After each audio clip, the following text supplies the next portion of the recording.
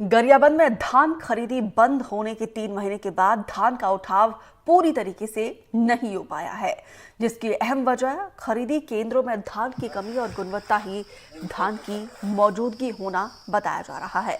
जिले में अब तक 28,000 क्विंटल धान का उठाव होना बाकी है, लेकिन खरीदी केंद्रों में मौजूदा धान 28,000 क्विंटल से कम है। कलेक्टर के निर्देश के बावजूद सहकारिता विभाग 90 में से 41 केंद्रों में धान की भरपाई नहीं कर पाई है। सहकारिता की इस लापरवाही से नाराज कलेक्टर ने पहले तो सहकारिता विभाग को मिलने वाली व्यय राशि पर रोक लगाने को लेकर सचिव को पत्र लिखा और फिर नोडल अधिकारी को हटाने के लिए लेटर भी जारी किया है। सहकारिता विभाग के उप पंजीयन के दूसरे विभाग पर भी पूरे मामले का ठिकरा फोड़ दिया गया, जबकि मार्केट ने भी बचे हुए धान के उठाव के लिए सहकारिता विभाग को ही दोषी बताया है।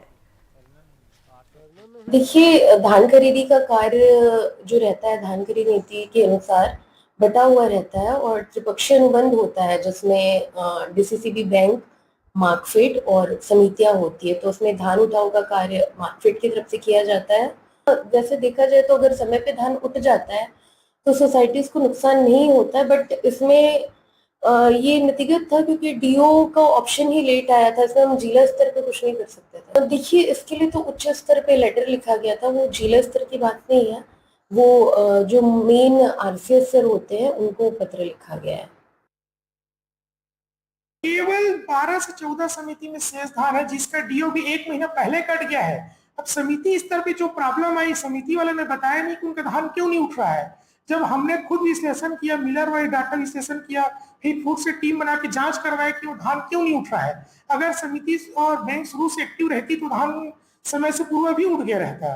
दोषी वाली बात इसमें नहीं है, तो हमने प्रशासनिक प्रक्रिया है और जिसके तहत सभी कार्रवाई, क्योंकि विगत 2 साल से गरियाबंद में 0% शॉर्टेज ही आया है।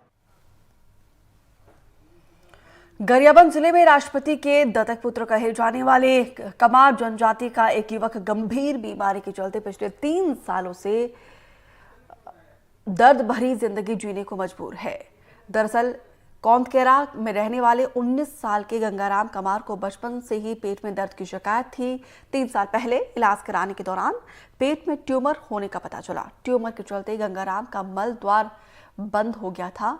परिजनों की आर्थिक स्थिति कमजोर होने के बावजूद उन्होंने प्राइवेट अस्पताल में इलाज करवाया, लेकिन गंगाराम का पूरी तरीके से इलाज नहीं हो पाया, जिसके बाद से परिजनों ने दोबारा से उसका ऑपरेशन करवाया। गंगाराम पिछले 3 सालों से पाइप के सहारे मल त्याग करते हैं। कुछ समय पहले पिता का साया भी उनके सर से उठ गया।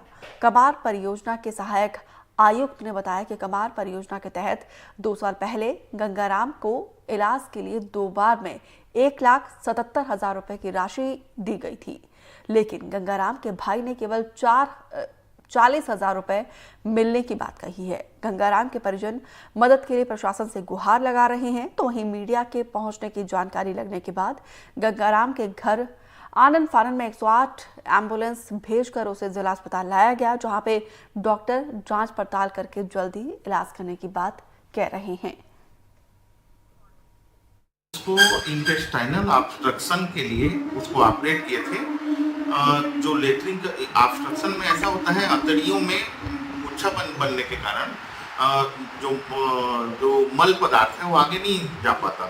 तो उसके लिए मल पदार्थ को आगे उसको फ्री करने के लिए पहले स्टोमा बनाया जाता है। स्टोमा पेट के रास्ते, पेट की दीवार पे बनाया जाता है, तो वो बना हुआ है उसका। उसके बाद एक बार और सर्जरी हुआ है, जिसमें स्टोमा क्लोजर के लिए जो होता है, लेकिन क्लोज नहीं कर पाते, सेकंड स्टोमा बना है, तो उसका क्लोजर से हो जाएगा इलाज उसका अभी हम लोग को मंगाया है। क्या क्या उसका नोट्स है, ओटी नोट्स, उसको देख के फिर अपन डिसाइड करेंगे क्या करना है।